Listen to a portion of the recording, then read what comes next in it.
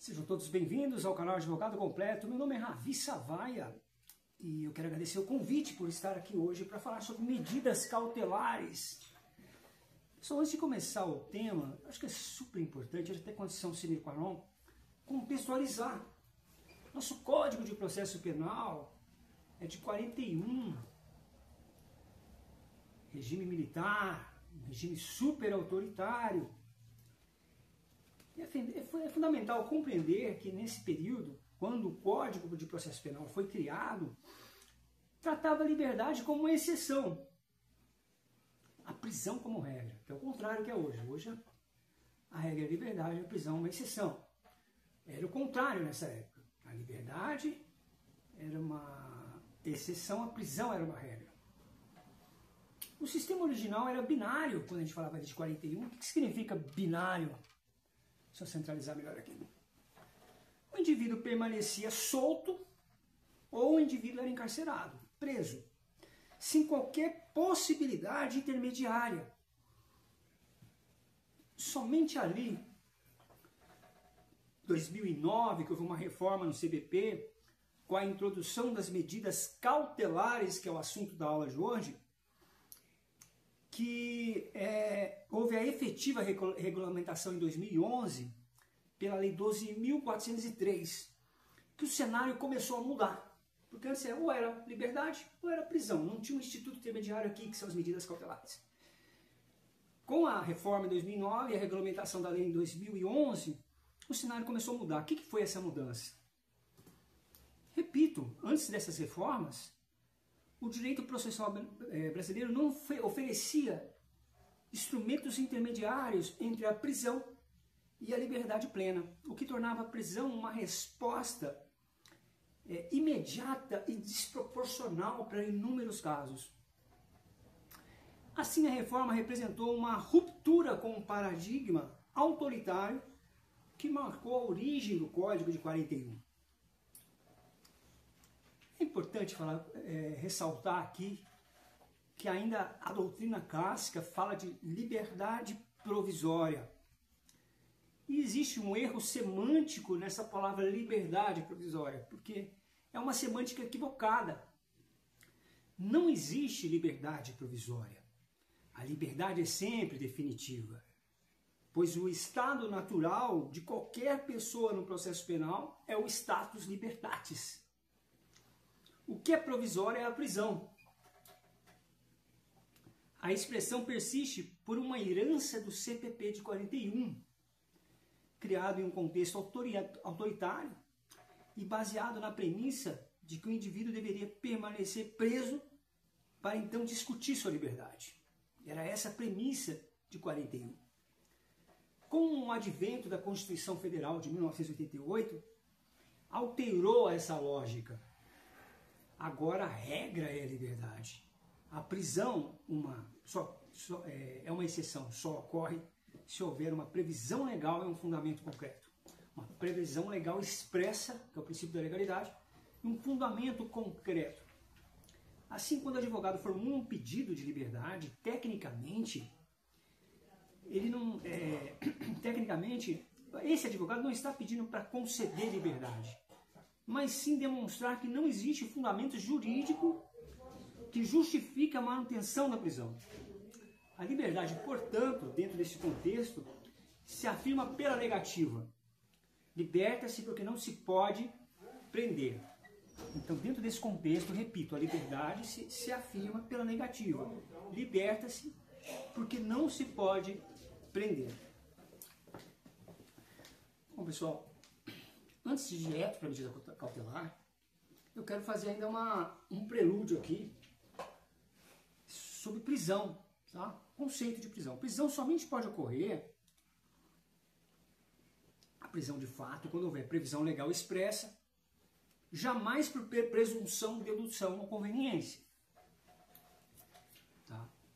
Existem diversas modalidades de prisão no nosso ordenamento jurídico. Não sendo a prisão um instituto exclusivo do processo penal. A primeira modalidade é a prisão pena, ou prisão decorrente da condenação. O que é essa prisão pena? trata-se da prisão decorrente da condenação de um tipo penal. É uma resposta estatal ao crime, tá? De caráter retributivo. A prisão-pena só é possível após o trânsito em julgado de sentença penal condenatória,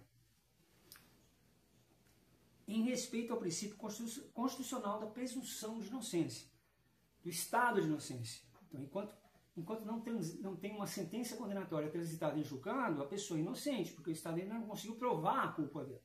Quando tem uma sentença condenatória, quando o juiz tem aquele quarto estándar probatório, provas que estão além da dúvida razoável, e o juiz condena porque não tem dúvida, porque na dúvida ele absolve, em dúvida pro réu, quando ele tem certeza, quando não é que ele tem certeza absoluta, porque certeza absoluta não existe no processo penal, mas ele tem provas que estão além da dúvida razoável, que é o quarto estándar probatório, que são níveis de confiabilidade da prova.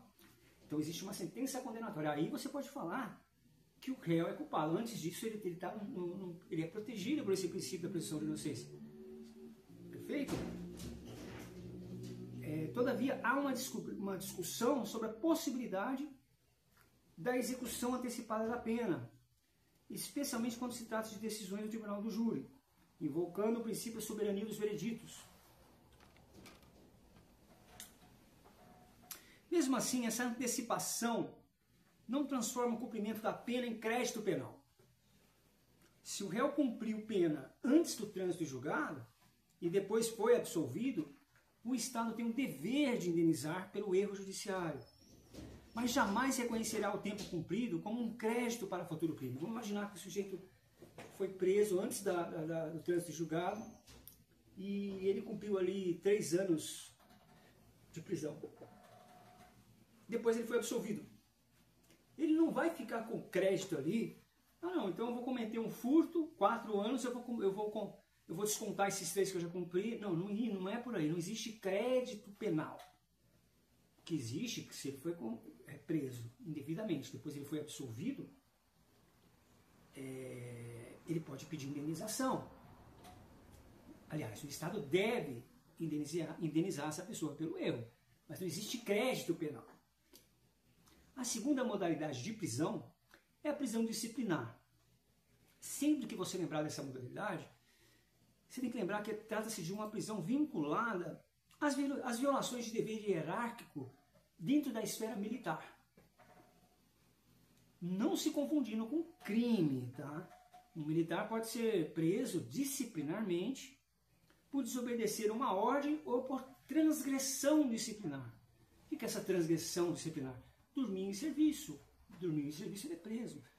Ou uma autoridade acima dele, um general pediu para ele fazer uma coisa, até um cabo se ele é soldado. E ele fala, não vou fazer, ele está desobedecendo uma ordem hierárquica. Ele pode ser preso. Essa é a prisão disciplinar, que é dentro da esfera militar. A terceira modalidade é a prisão civil, também conhecida como prisão por dívida.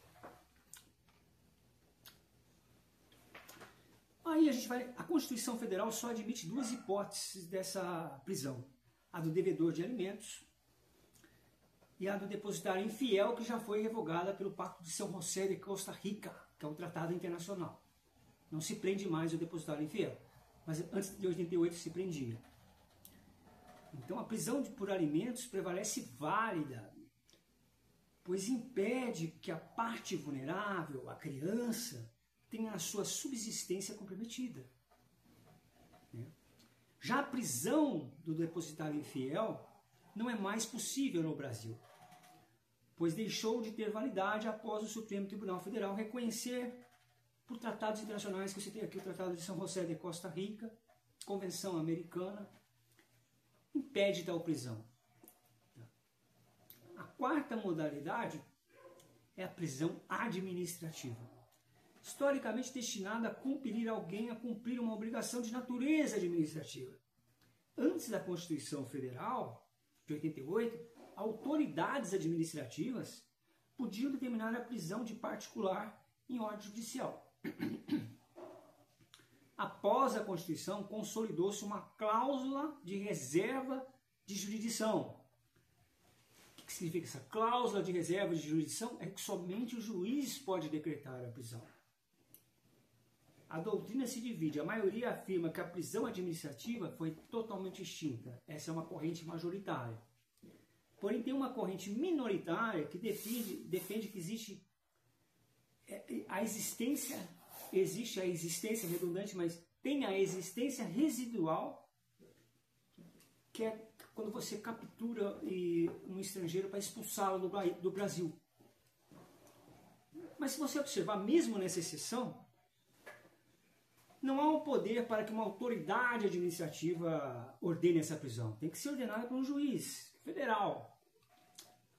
Mas essa corrente minoritária fala que ainda existe a existência residual, que é a expulsão de um estrangeiro do país. Tá? A primeira corrente fala que está extinta a prisão administrativa no Brasil. A quinta modalidade é a prisão cautelar, também chamada de prisão processual, que é onde eu vou aprofundar essa aula aqui, medidas cautelares. Essa prisão ocorre no curso da investigação do processo e não tem natureza punitiva. Sua função é acautelar o processo, uma cautela no processo, protegendo bens jurídicos como a instrução criminal, as testemunhas ou a aplicação da lei penal e até mesmo a investigação. Muitas vezes a prisão cautelar é decretada não por causa do crime em si, mas devido ao risco que o réu representa ao processo. Como no caso em que um exemplo de um vice-prefeito corrupto, que foi o caso aqui de Itajubá, Minas Gerais, ele teve a sua prisão decretada preventivamente, cautelarmente, justamente por coação do curso do processo. Ele estava ameaçando testemunhas. Então ele não foi preso preventivamente, na prisão processual, cautelarmente, pelo crime de corrupção, mas porque ele estava ameaçando testemunhas. Então essa é uma das características quando a gente vai entrar nessa discussão da presunção de inocência, tá? Então a Constituição de 88 estabeleceu que prisão é matéria sujeita à cláusula de reserva de jurisdição.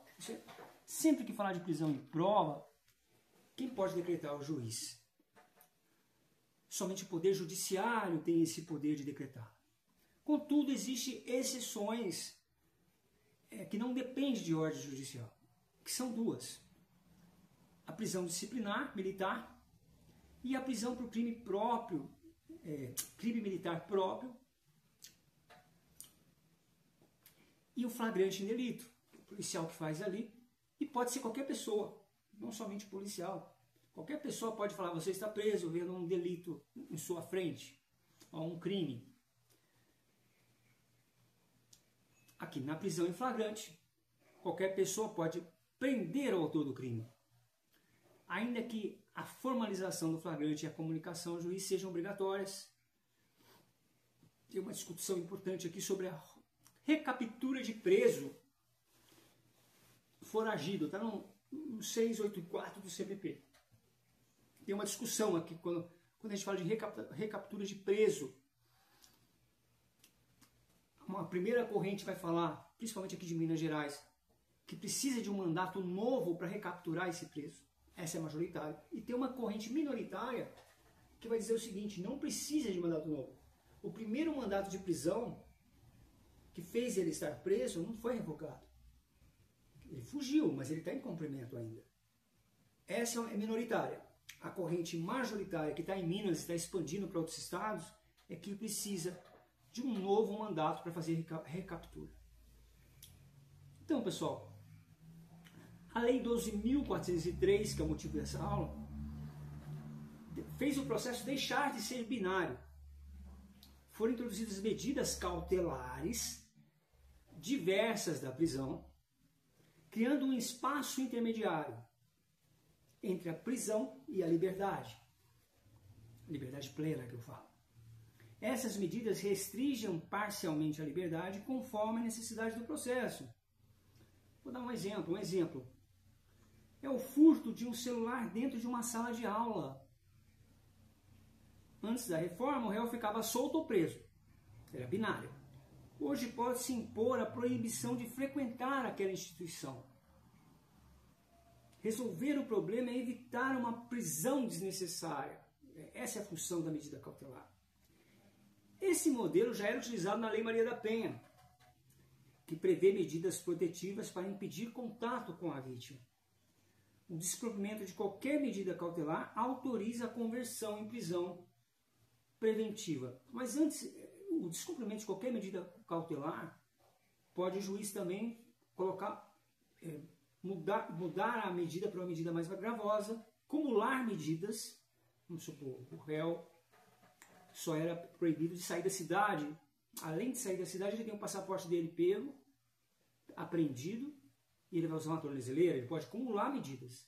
Se nada disso funcionar, a prisão é a última ratio ali. Tá? Assim, o processo penal contemporâneo parte da premissa constitucional inequívoca. A regra é a liberdade. A prisão é medida excepcional. Só pode ocorrer quando houver fundamentos legais e constitucionais que demonstrem sua necessidade. Não se prende para investigar. Somente se prende quando a liberdade representa risco ao processo e à sociedade. Toda prisão é provisória, toda liberdade é definitiva. Então aqui eu fiz essa introdução, acho que deu 16 minutos de introdução. Mas é assim, filhão, se você quer estudar direito, você tem que, pode ficar, como é que fala, esquematizado, resumido. Isso não funciona, velho. Não funciona. Você tem que estudar pra caramba mesmo. Quanto mais tempo você estudar, melhor. Nada resumido, atalho. Você vê que eu gosto muito do Pedro Lanza, né? Acho que ele faz algumas sínteses muito boas. Mas imagine tanto que o Pedro Lanza leu, o professor Pedro Lanza leu, para ele conseguir fazer aquela síntese. Então vamos lá. No artigo 289 do nosso CPP, determina que toda vez que o juiz pedir uma ordem de prisão, essa ordem deve ser registrada em um banco de dados administrado pelo CNJ, Conselho Nacional de Justiça. Nós já temos esse sistema, trata-se de como se fosse um banco nacional de mandados de prisão. Esse procedimento ainda é um ato mecânico, pois depende da alimentação manual dos servidores. Significa que ele não funciona plenamente ainda, mas já é uma tentativa, né? A informação lançada no mandato de prisão presume-se veracidade, permite sua execução por qualquer agente policial. Então vamos supor que se tem um mandato expedito no estado do Acre e o policial aprende o sujeito em Itajubá, é possível. Ele não precisa de autorização para fazer essa prisão. Por isso que fala que é cumprido o mandato em qualquer local do país.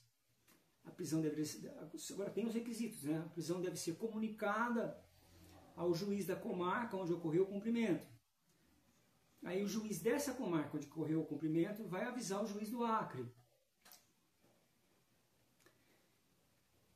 Esse artigo 289 ele estabelece ainda que, havendo dúvida quanto à validade daquele mandato, regularidade ou legalidade, a ordem não deve ser cumprida. Tá? Se aquele mandato tem algum vício ou já não é mais válido aquele mandato, não deve prender. Tá? Porém, essa recusa precisa ser fundamentada. Não aprendi.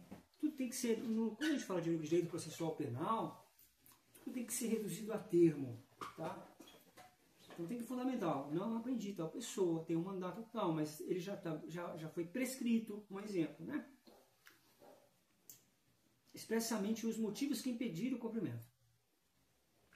Tem um caso de um policial que ele apreendeu o indivíduo e, ao consultar aquele mandato, ele verificou que o mandato havia sido cumprido em abril.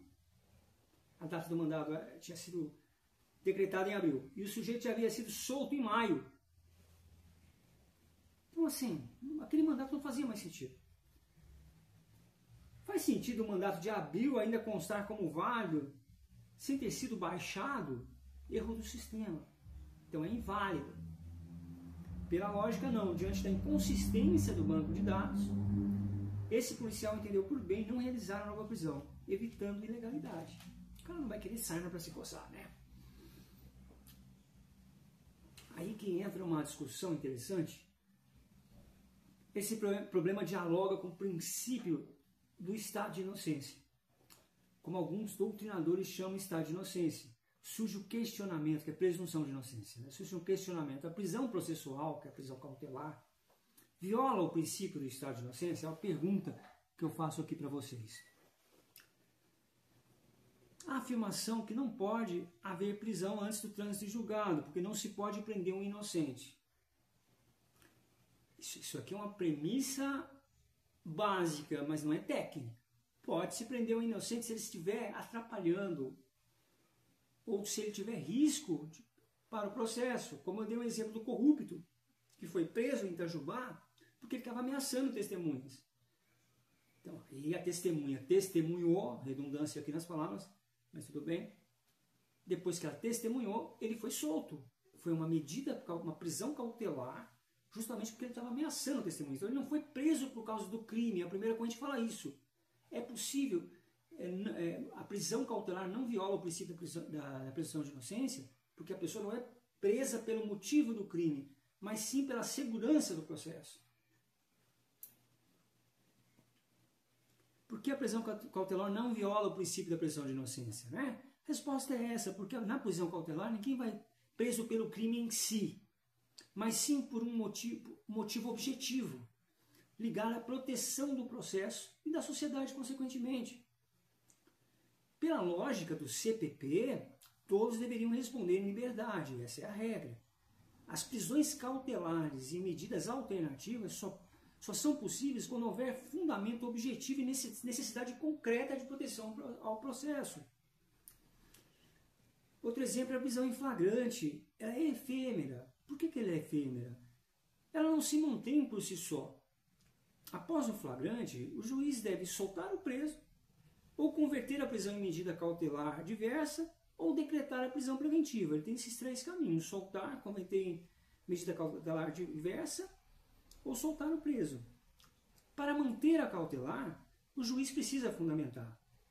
Não há violação aqui ao princípio da presunção ou estado de inocência, porque não há antecipação de pena. Vou voltar ao exemplo.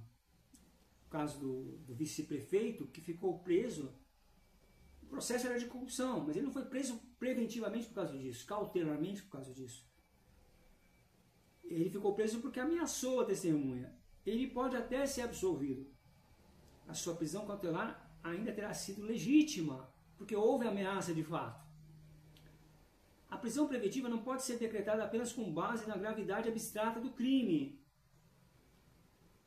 Não se pode prender alguém cautelarmente porque cometeu homicídio e é perigoso. Não é isso a função da prisão cautelar. É necessário fundamentos concretos de risco ao processo e à sociedade.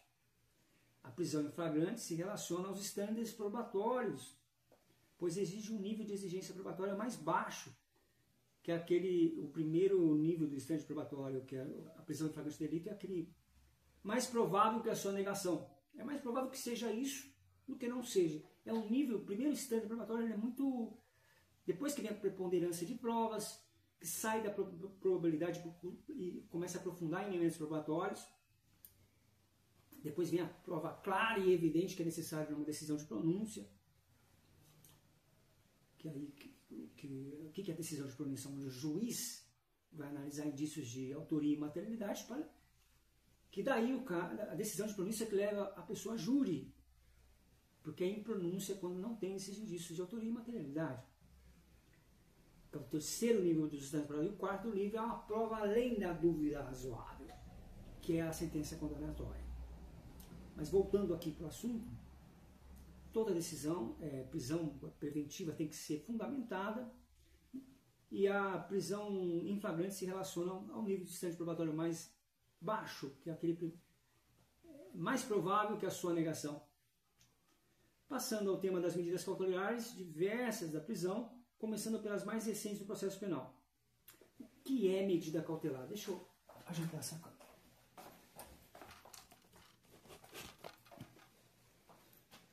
Preciso arrumar um tripé correndo, né?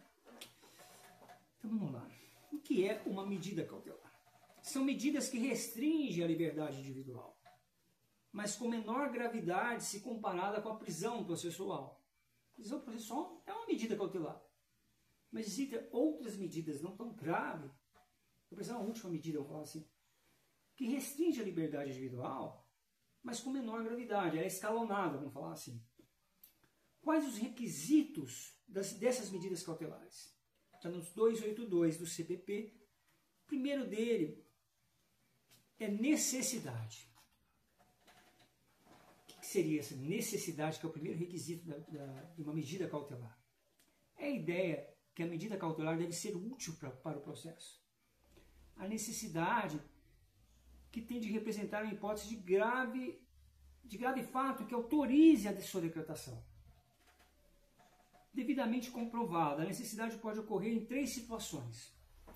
Tem que ter utilidade, tem que ser um fato grave. Garantir a aplicação da lei penal. Necessidade de garantir a aplicação da lei penal. Um exemplo, a proibição do sujeito de sair da cidade. B. Garantir a investigação e a instrução criminal. A necessidade de garantir a investigação, necessidade de garantir a instrução criminal. Medidas cautelares são decretadas para assegurar que a investigação seja preservada e para garantir a produção de provas, sem que o réu atrapalhe. Evitar a prática de novos crimes. Quando existirem elementos objetivos de que a pessoa tem aptidão para cometer novos delitos, inclusive o descumprimento da medida cautelar, eu viajei um pouco aqui, deixa eu voltar. Quando existem elementos objetivos que mostrem que a pessoa pode praticar novos crimes, é o terceiro item. Então, o que você tem que lembrar da necessidade? A necessidade primeiro, quando a gente fala de necessidade, a medida cautelar tem que ser útil para o processo. Necessidade de garantir a aplicação da lei penal, garantir a investigação e instrução criminal e evitar a prática de novos crimes. Perfeito. Necessidade são esses 3 itens. Segundo item é adequação. É o enquadramento da medida cautelar à realidade do caso concreto. Nesse caso, vai avaliar circunstâncias do fato, como ocorreu, a gravidade do crime e a pessoa do investigado. Adequação, circunstâncias do fato. O que é circunstâncias do fato? Como ocorreu o crime. Gravidade do crime, qual foi a forma de execução, intensidade do dano. E a pessoa do investigado. Somente se pensa em adequação como um ajuste da medida cautelar à realidade, examinando gravidade, circunstâncias e pessoas. Então, vou voltar aqui no primeiro quesito. Quando eu falar de necessidade, a ideia de que a medida deve ser útil para o processo. A necessidade tem que representar uma hipótese grave. Necessidade de garantir a aplicação da lei penal, necessidade de garantir a investigação ou instrução penal, necessidade de evitar a prática de novos crimes. Quando a gente fala de adequação, que é enquadramento da medida cautelar, a realidade do caso concreto, o que você tem que avaliar? Circunstâncias do fato, como o crime ocorreu, a gravidade do crime, forma de execução e intensidade do dano e a pessoa do investigado. Análise das condições pessoais. Verifica se a pessoa vive do crime. Sempre que se pensar em adequação, que é o segundo requisito relacionado às medidas cautelares, sempre que se pensar em adequação, é um ajuste da medida à realidade, examinando gravidade, circunstâncias e pessoas. Perfeito? Contemporaneidade é o terceiro requisito, que já é o artigo 315 lá do CPP. Veio com o pacote anticrime de 2019, mas já era aplicada pela jurisprudência. Medidas cautelares só podem ser impostas quando houver riscos atuais ligados a fatos concretos. Exemplo, fraude de R$50 mil ocorrida há 7 anos, sem novas práticas, sem reincidência, sem reiteração do crime. A medida cautelar seria desnecessária e ilegal. Medidas cautelares não têm prazo fixo. Na Lei Maria da Penha pode durar até 10 anos, que é uma exceção. Perfeito?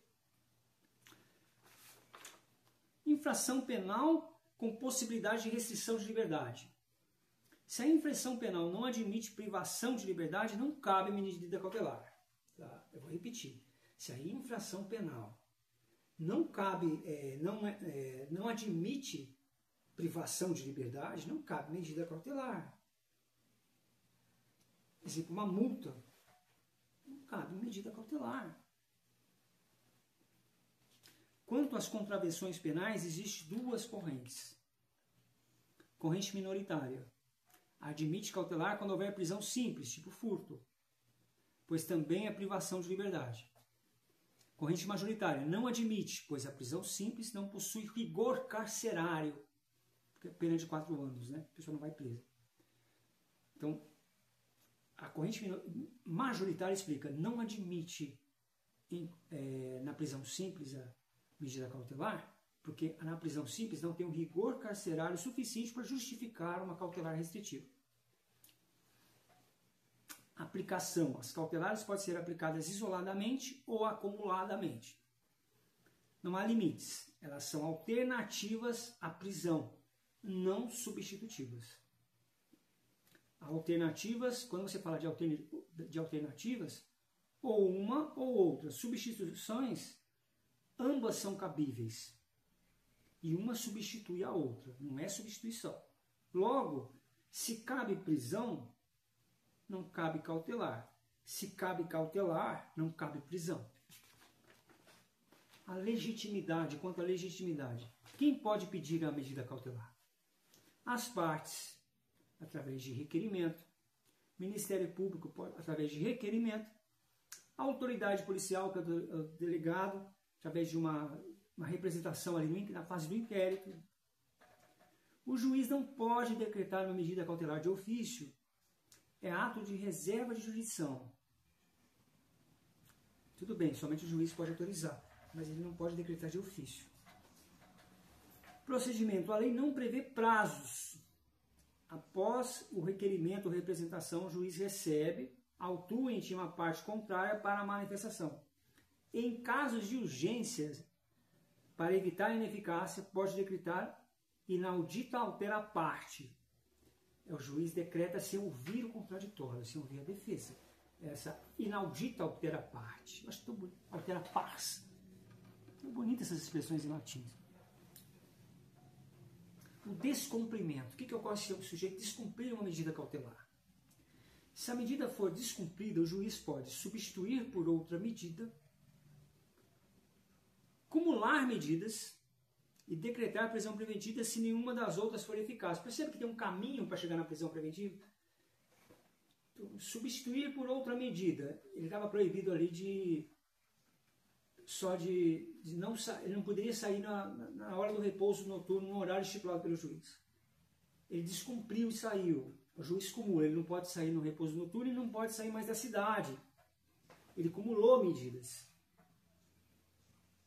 Ou substituiu por uma mais gravosa. Ok, você descumpriu sair no repouso noturno, ok, agora você não pode sair no repouso noturno nem no sábado, nem no domingo e nem em feriado. Ele vai acumulando ou substituindo por mais gravosa. Ah, é?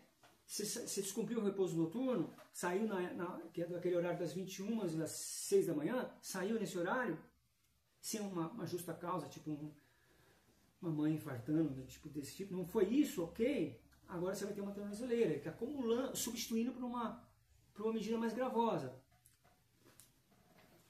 As medidas são progressivas, pessoal. As medidas cautelares. As medidas cautelares previstas no 282 no artigo 282 do CPP são progressivas. Devem ser aplicadas de forma escalonada. O que significa isso? Começando da menos gravosa, como eu dei exemplo aqui. Você está proibido de sair do repouso noturno, uma medida cautelar. Ele descumpriu, o juiz pode substituir por uma mais gravosa, por isso que é progressiva. Então agora você vai ter uma tornozeleira eletrônica no pé, no tornozelo, né? Então, sim, elas são escalonadas, elas são progressivas, são escalonadas, começando da menos gravosa, somente chegando à prisão preventiva, que é a mais gravosa, em último caso. Quando há necessidade do MP para decretação da prisão preventiva. Há uma discussão aqui. Corrente minoritária, que o juiz não pode decretar de ofício sem requerimento do MP e da autoridade policial. A prisão preventiva depende de provocação do MP ou da autoridade policial no inquérito. A segunda corrente vai falar assim, se o juiz pode sim decretar de ofício, sem necessidade do requerimento do MP ou do delegado, em situações urgentes que demandam providências imediatas. É uma discussão bem interessante essa daqui, eu acho bem legal. Então vamos lá, pessoal, agora para medidas cautelares em espécie. Vou falar de cada uma das medidas, tá?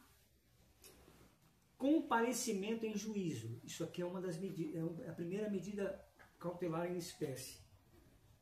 Ele impõe ao cautelado a obrigação de comparecer em juízo. O que é isso? Vai no juízo, na secretaria, assina lá. Essa medida não prevê nenhum... se você for pesquisar no PCC, não tem no PCC, no CPP, você não vai ver nenhuma regra de como é que é feita essa medida, se é de 2 em 2 dias, se é de... Aí entra o princípio da razoabilidade, referências de razoabilidade para entender isso aqui. É fixado pelo juiz. O juiz pode exigir que ele compareça. O tempo de comparecimento não tem regra. Aí que entra uma análise de razoabilidade, seria a palavra certa. Comparecimento não pode ser todos os dias, senão isso é prisão. O cara tem que ir todo dia em juízo lá, assinar o ponto. Isso é prisão, uma forma de prisão. E também não pode ser tão esporádico. Aí vem uma análise de racionalidade, de razoabilidade, que seria de 15 em 15 dias, de 30 em 30 dias. Essa é a regra. O comparecimento pode ser feito em uma comarca distinta do processo, sem problemas de competência nenhum. A preferência é a comarca do réu. O comparecimento é sempre pessoal e não pode ser feito por terceiros, nem pode por representação. Se estiver doente, tem que justificar o fato de não ir. Então ele tem que comparecer e assinar lá em juízo, perfeito? Esse é a primeira medida cautelar em espécie. A segunda, afastamento de locais. O que é esse afastamento de locais? O juiz proíbe frequentar ou aproximar de determinados locais. A proibição será fixada em metros, se for necessário, ou em quilômetros, metros, etc. A regra geral é a proibição de estar no local. Isso é crime de torcida. Proibição de aproximar de estádios, de estar em estádios, até de aproximar de estádios. Pode ser um local extremamente específico, como esse caso do estádio. As medidas e as violações são dolosas. O cara cai numa blitz lá e está a 300 metros de um estádio. Você descumpriu o mandato. Ele fala, mas peraí, eu nem sabia que tinha estádio aqui. Tem que ser doloso. Senão sai da intenção da medida cautelar. Se não houver dolo, ele não está descumprindo a medida cautelar. Agora, se o cara cai numa blitz com a bola, com a camisa do Corinthians, com a bandeira, ele está indo para o estádio, né? Ele realmente está descumprindo a medida cautelar. Deixa eu arrumar a câmera.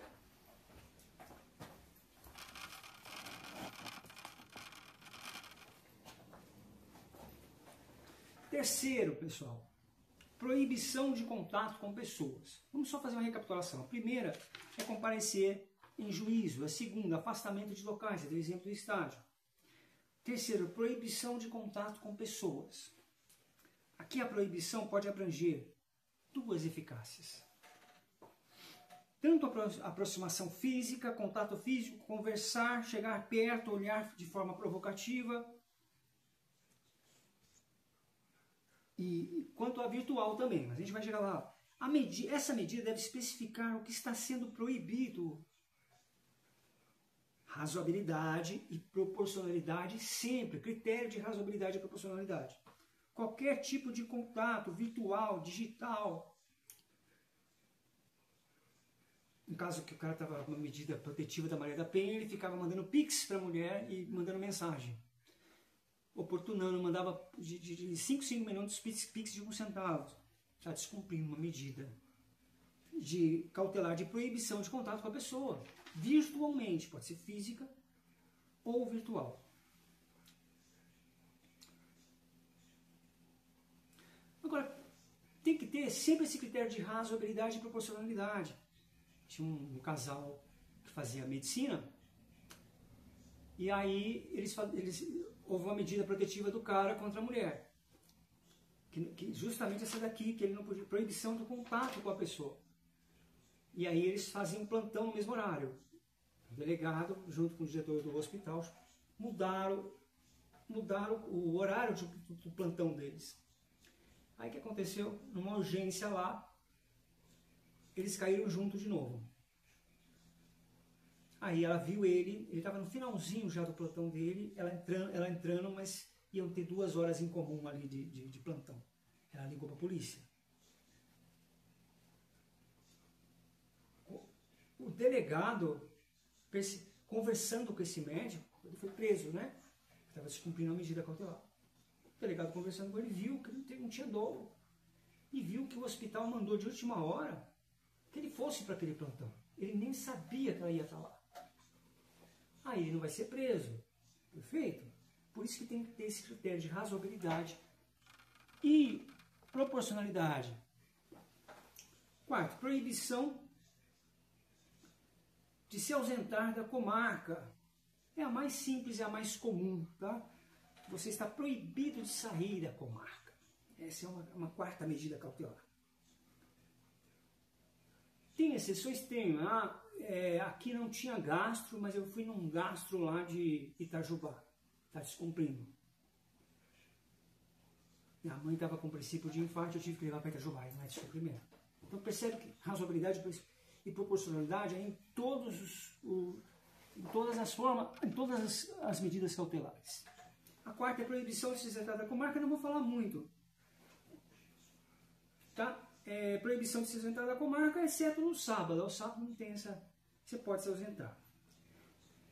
Recolhimento domiciliar, o programa já fala, né? No período noturno, finais de semanas e dias de folga. O cara tem que ficar em casa. O juiz pode fixar no período noturno. Ele pode modular também. De repente o cara tem um trabalho de vigia, pode ser modulado isso aí. Aí o cara está nesse recolhimento domiciliar, não pode sair no período noturno, vai sair para fazer compra. Descumpriu a medida cautelar. Perfeito? E, preferencialmente, se ele descumprir, o juiz vai acumular medidas. Não necessariamente ele vai direto para a prisão preventiva. Sexto, suspeita de suspensão. É a sexta, de função pública, atividades econômicas e financeiras. O autor era corretor, ele estava se apropriando da corretagem, apropriação indébita do dinheiro de clientes. Suspendeu o cresce dele, né? Então é suspensão cautelar. Essa é simples, né? Ele não pode mais alugar imóveis, então ser intermediário é função de corretor, de corretagem. Internação provisória. Só é possível para o agente inimputável e semi-imputável. Perfeito? Precisa de um laudo. Deve existir uma conduta que tenha risco de reiteração. Deve ser uma conduta reiterada. A internação por si só pode ser decretada em crime com violência e grave ameaça. Agora, é raro o doente mental envolvido em crime muito grave. Mas pode acontecer internação provisória. Caso de crime com violência e grave ameaça e reiteração da conduta. Fiança é a oitava. A prestação pecuniária como condições para a liberdade. Seria o calção. O calção é uma garantia patrimonial. Isso aí vem do direito anglo-saxão, americano.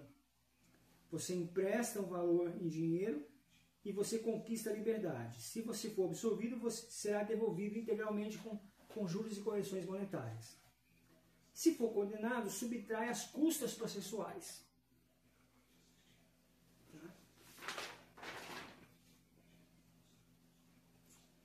Monitoramento eletrônico. Isso aqui tá foda, né? Putz, deixa eu subir um pouco.